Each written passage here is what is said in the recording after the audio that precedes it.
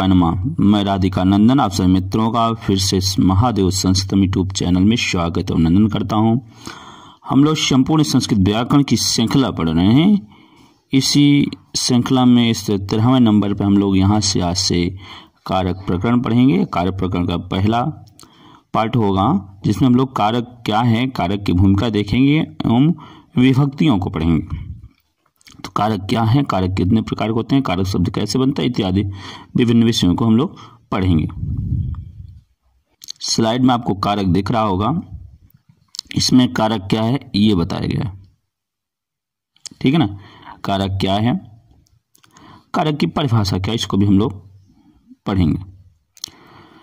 तो देखिए अब हम पहले सर्वप्रथम देखेंगे कारक शब्द कैसे बनता है। तो कारक शब्द क्रिय धातु से डबल प्रत्यय लग के कारक बनता है। क्या बनता है, क्रिय धातु है, देख लीजिए ये क्रिय धातु से क्री, वाक्य में डुक्री होता है, डुक्री है ये धातु, मूल धातु ये है, डुक्री से डबल प्रत्यय लग के कारक बनता है। यहाँ डू और यहाँ का लोप हो जाता है, केवल की बचता है अर्थात क्री बचता है, और डबल में उ रा लग इत हो जाता है तो स्लोप हो जाता है, केवल उ बचता है और उ का अक आदेश हो जाता है। क्या हो जाता है, अक। तो जहां जहां अक लगता है वो जो है क्री के रिकार को वृद्ध कर देता है अर्थात आर कर देता है। इस तरह क्री का प्लस आर प्लस अक ये मिलकर बना कारक। क्या बना, कारक।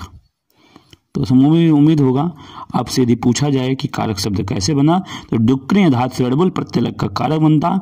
डुक्री में क्री शेष बचता है, डबल में अक हो आदेश हो जाता है, और जहां जहां डबल लगता है वो क्री के रिकार का वृद्ध आदेश कर देता है और आर बनाकर कारक शब्द निष्पन्न होता है।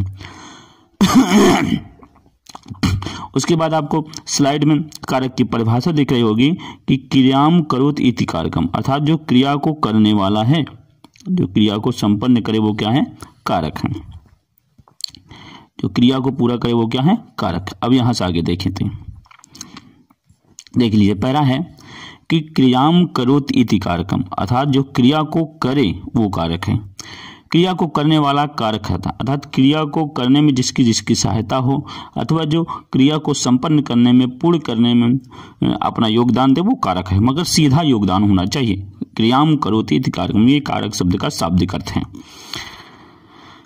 अब यही समझ लें क्रिया क्या है। जिस शब्द से किसी कार्य का करना या होना पाया जाए वो क्रिया है। जैसे पढ़ना, लिखना, जाना, खाना, पीना, सोना, ये सब कारक है। तो इसको इस कार्य को जो कार्य क्रिया को करने में जिसकी सहायता ली जाए अथवा जो करे वही कारक है। अब दूसरी परिभाषा यदि देखें तो क्रिया जनकत्वम कारकत्वम, अर्थात क्रिया का जो जनक है, क्रिया को उत्पन्न करने वाला जो है वो कारक है, अर्थात जनक क्रिया का जो पिता है वो कारक है। और देखें दूसरी परिभाषा तो है क्रियान्वित्वम कारकत्वम, अर्थात क्रिया से जिसका सीधा अन्वय हो अर्थात जिसका सीधा संबंध हो वही कारक है।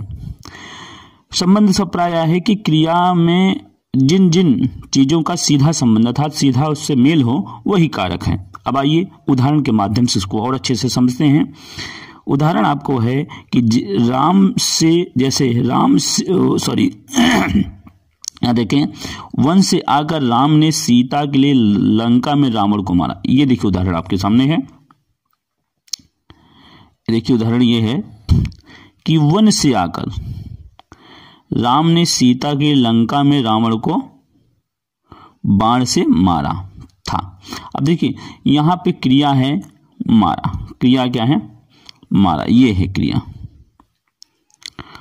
अब इस मारना रूपी क्रिया से, क्योंकि मारने का कार्य हो रहा है इसलिए क्रिया है, अब इसका संबंध जिससे जिससे होगा वो कारक होगा।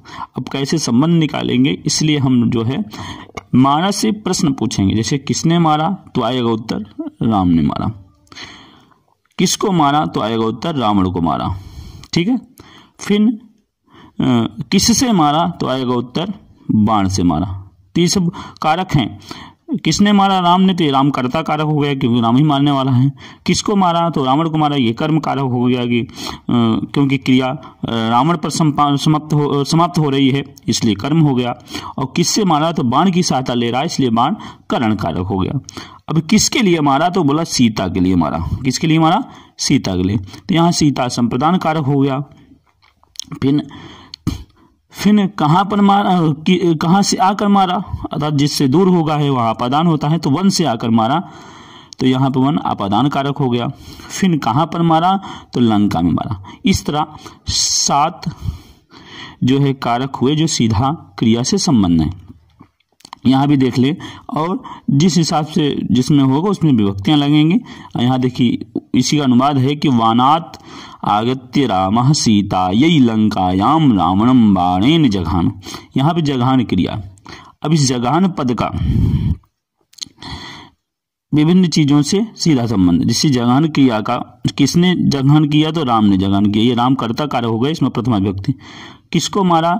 तो रावणम, रावण को मारा क्योंकि रावण पर मार रहा है इसलिए रावण क्या हो गया? कर्म कारक हो गया। किससे मारा? तो बाण से मारा इसलिए बाण क्या हो गया? करण कारक। फिर किसके लिए मारा? तो सीता के लिए मारा इसलिए सीता हो गया संप्रदान।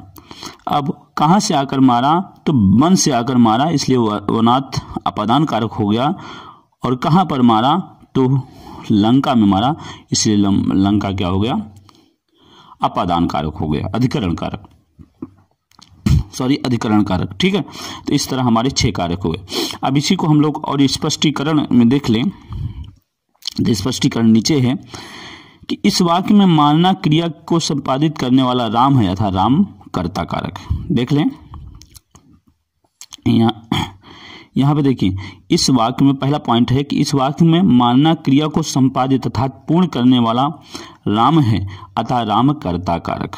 फिर दूसरा पॉइंट है कि क्रिया का प्रभाव जिस पर पड़ता है वह कर्म होता है और मानना का प्रभाव सीधा रावण पर पड़ रहा है इसलिए अतः रावण कर्म कारक है। तीसरा पॉइंट आया कि क्रिया के संपन्न करने में अत्यधिक सहायता करण कहलाता है। तो यहाँ पर मानने क्रिया में अत्यधिक सहायता बाण की ली जा रही है इसलिए बाण क्या है? करण कारक है। फिर आइए अगला चौथा पॉइंट है सीता के लिए रावण को मारा गया। सीता के लिए रावण को मारा गया इसलिए सीता संप्रदान है।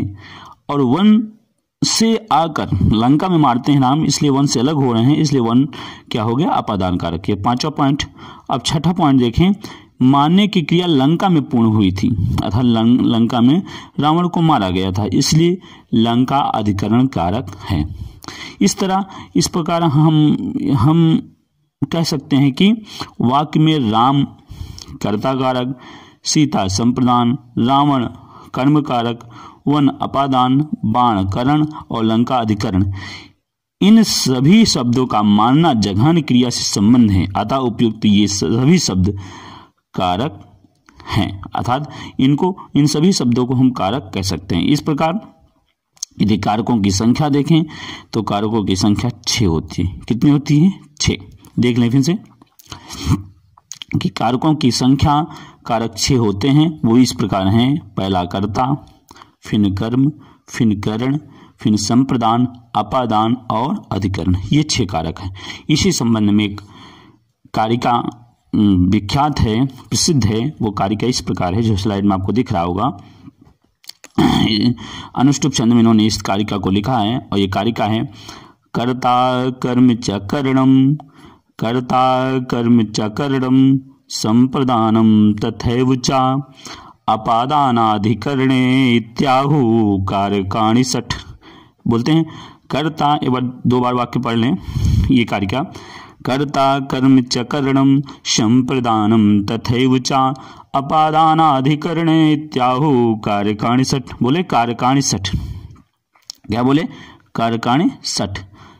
कारक 6 हुए। कितने हैं? 60। 6 हैं। कौन कौन 6 हैं? तो ऊपर ये क्रम से बताते हैं। पहले बोलते हैं कर्ता कारक, कर्ता कारकाणि 60, कर्ता कारकाणि, कर्ता कारक, फिर कर्म कारकाणि, कर्म कारक, फिर चा और करणम और करण कारकाणि, करण कारक, फिर संप्रदान कारकाणि, संप्रदान कारक तथा और अपादान कारकाणी, अपादान कारक और अधिकरणी और अधिकरण कारक। इस प्रकार ये कारक 6 हैं। इसका अर्थ यही होगा कि कर्ता, कर्म, करण, संप्रदान तथा अपादान और अधिकरण इत्याहु इन्हें कारकाण 6 कहे गए हैं। ये कारक 6 कहे गए हैं। एक बार फिर से हम लोग इसको कारिका को पढ़ लेंगे कि कर्ता, कर्म च करणम संप्रदानम तथैव च अपादानाधिकरणे इत्याहु कारकाणि 6। इस प्रकार ये आप कारिका याद कर लें और जब भी आपसे पूछा जाए कारक कितने हैं तो हमें बताना चाहिए कि कारक 6 हैं। इसी का देखिए हिंदी में अर्थ क्या है, देख लें उसको भी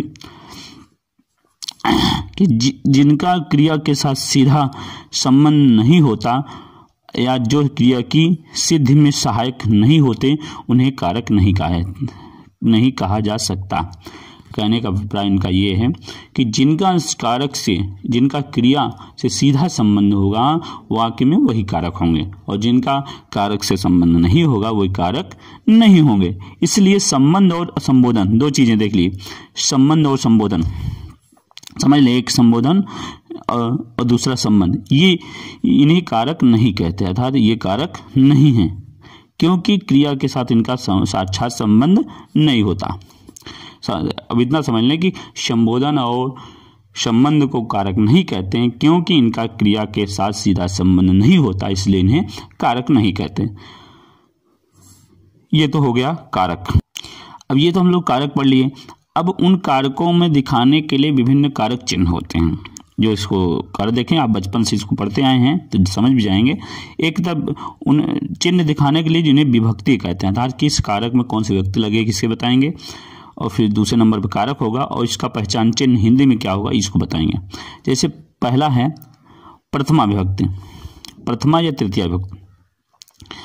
कर्ता कारक में वाकई रूप से यदि कारक नियम से जाएं तो हम तृतीया विभक्ति करते हैं, लेकिन उक्त कर्ता में प्रथमा होती है, अनुक्त कर्ता में तृतीया होती है। ठीक है, अनुक्त कर्ता में तृतीया होती है। तो इस तरह देख लें, जानते हैं कि कारक में इतना समझे, कर्ता कारक में प्रथमा और तृतीया दोनों विभक्तियां होती हैं और कर्ता की पहचान चिन्ह है ने। तो प्रथमा कर्ता ने, द्वितीया में कर्म कारक होता है और इसको पहचान चिन्ह है को, कर्म को। तृतीया विभक्ति में करण कारक होता है, इसका पहचान है से द्वारा। चतुर्थी विभक्ति में संप्रदान कारक होता है, इसका पहचान है के लिए। फिर पंचमी विभक्ति में अपादान कारक होता है, इसका पहचान है से अलग होने के अर्थ में, अर्थात जहां अलगाव का अर्थ हो वहां पे।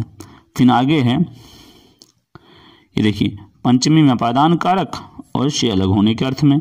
षष्ठी में संबंध कारक और इसका पहचान चिन्ह है का, के, की, रा, रे, री। फिर सप्तमी में अधिकरण है और इसमें पहचान चिन्ह है मैं, पर। फिर लास्ट में संबोधन होता है जो कारक नहीं होता, इसका पहचान चिन्ह है हे भो हरे, हे भो हरे, हे भो हरे। और संबोधन में प्रथम विभक्ति होती है हे भो हरे। देखिए संबोधन में और ये संबंध, ये दोनों कारक नहीं होते, बाकी 6 कारक होते हैं। तो हम लोगों ने कारक की भूमिका पढ़ी और किस कारक में कौन सी विभक्ति लगता है उसको पढ़ा और उसके पहचान चिन्हों को पढ़ा, कारक की परिभाषा पढ़ी, कारक शब्द की उत्पत्ति पढ़ी। अब अगले वीडियो में हम लोग शीघ्र ही नए वीडियो के साथ हाजिर होंगे। प्रथमा विभक्ति के क्रम से प्रथमा विभक्ति को लेकर हम पढ़ेंगे, उसमें कुछ महत्वपूर्ण जो सूत्र हैं उसको ध्यान दे देखेंगे। उम्मीद है वीडियो आपको पसंद आया होगा। यदि वीडियो पसंद आया हो तो चैनल हमें प्यार दें, सब्सक्राइब करके लाइक करें, शेयर करें। शीघ्र नए विषय के साथ मिलते हैं, तब तक के लिए महादेवाय नमः। शुभ प्रभात।